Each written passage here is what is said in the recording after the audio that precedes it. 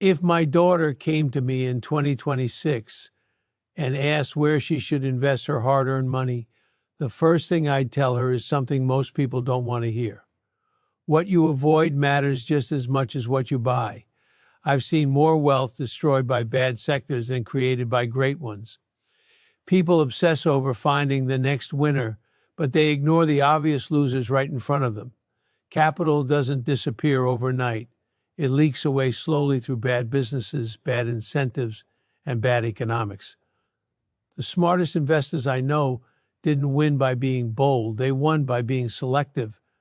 Every generation thinks it's different. Every cycle produces stories about transformation, disruption, and unlimited upside.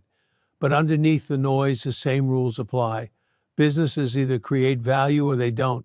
They either have pricing power or they don't. They either adapt to reality or get crushed by it.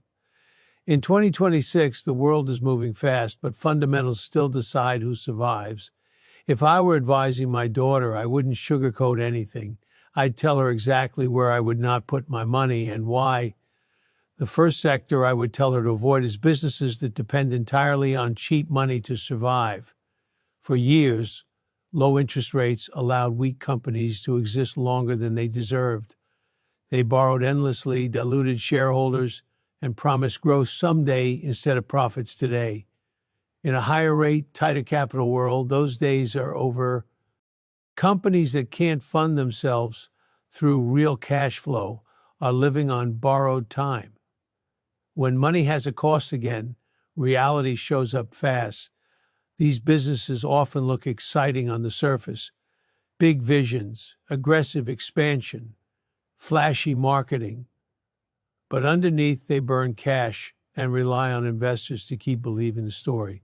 That's not a business, that's a pitch. I'd tell my daughter never to confuse optimism with economics. In 2026, survival belongs to companies that can stand on their own feet, not ones propped up by financial engineering. The second sector I would tell her to avoid is any industry where regulation is unpredictable, political, and constantly shifting. When governments change the rules overnight, investors pay the price. You can build the best product in the world and still lose if policy turns against you. I've dealt with regulators my entire career, and I can tell you one thing with certainty: uncertainty is poison for capital. Industries that depend heavily on subsidies, special treatment, or political favor are not investing environments, they're betting environments. You're not analyzing customers or margins, you're guessing what lawmakers will do next. That's not a skill, that's gambling. I'd tell my daughter to invest where the rules are clear and stable, not where profits depend on who wins the next election.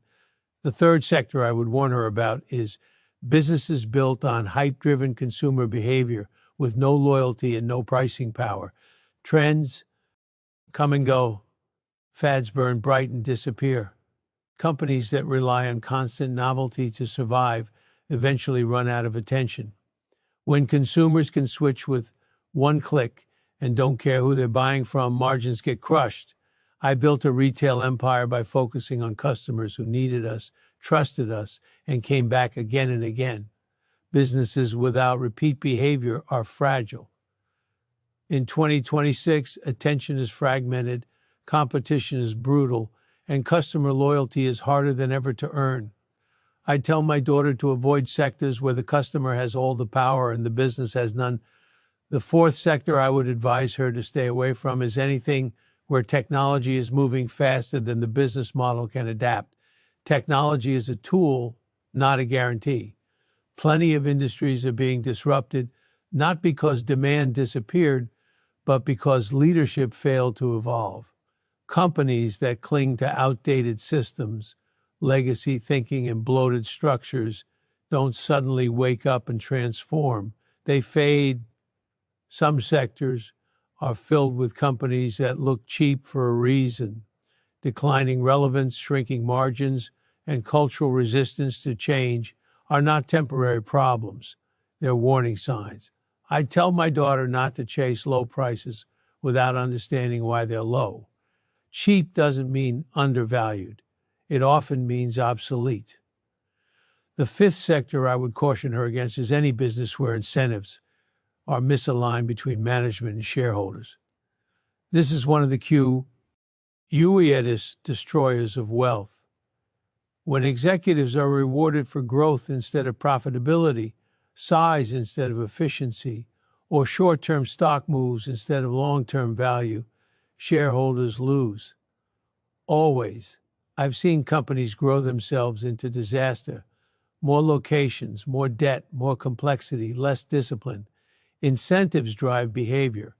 If leadership gets rich, whether the business succeeds or not, you're not a partner, you're a passenger. In 2026, transparency matters more than ever. I tell my daughter to read how management is paid before she ever reads a growth forecast. Now, here's the part that matters most. Avoiding these sectors doesn't make you pessimistic. It makes you responsible. Investing isn't about optimism or fear. It's about judgment. The market doesn't reward good intentions. It rewards good decisions. Every dollar you invest is a vote for how capital should be used. Vote carefully. I'd also tell my daughter that avoiding bad sectors doesn't mean avoiding opportunity. It means narrowing your focus so you can see clearly. When you eliminate businesses with weak economics, unstable rules, fragile demand, outdated models, and poor incentives, what's left becomes obvious. Strong businesses stand out when noise is removed. One of the biggest mistakes young investors make is believing they have to be everywhere. They don't. You don't get extra points for complexity. You get results from clarity. The fewer bad decisions you make, the more room you leave for compounding to work. Wealth grows not because of brilliance, but because mistakes are limited. If my daughter were starting in 2026, I'd want her to understand that cycles are normal. Booms don't last. Busts don't last. But bad sectors often stay bad. They don't suddenly fix broken incentives or broken economics. They just rotate new stories around old problems. Avoiding them isn't timing the market. It's respecting reality. I'd also remind her that markets are full of very smart people selling very convincing narratives. Intelligence doesn't equal honesty. Confidence doesn't equal truth. The louder the pitch, the more careful you should be. Real businesses don't need hype to survive. They let results speak. The goal isn't to avoid risk entirely. The goal is to take the right risks. Risk that is understood, compensated, and manageable. Bad sectors offer risk without reward. They drain time, energy, and capital that could be working elsewhere. Saying no to them is not missing out. It's moving forward. If she ever felt pressure to invest in something she didn't understand, I'd tell her to stop. Confusion is a signal. Discomfort is information. You don't get punished for waiting. You get punished for rushing into things you can't explain. I've walked away from plenty of opportunities that made others rich. I don't regret a single one that violated my principles. At the end of the day, investing is not about being right all the time. It's about being wrong less often, avoiding bad sectors is the fastest way to improve long-term results. You don't need perfect timing. You need sound judgment repeated consistently. That's what I tell my daughter. Protect your capital first. Respect economics over excitement. Choose clarity over complexity. Avoid businesses that survive on promises instead of performance. If you do that, you won't just survive 2026. You'll build something that lasts long after the noise fades. Because in investing, just like in life, what you walk away from often matters more than what you chase.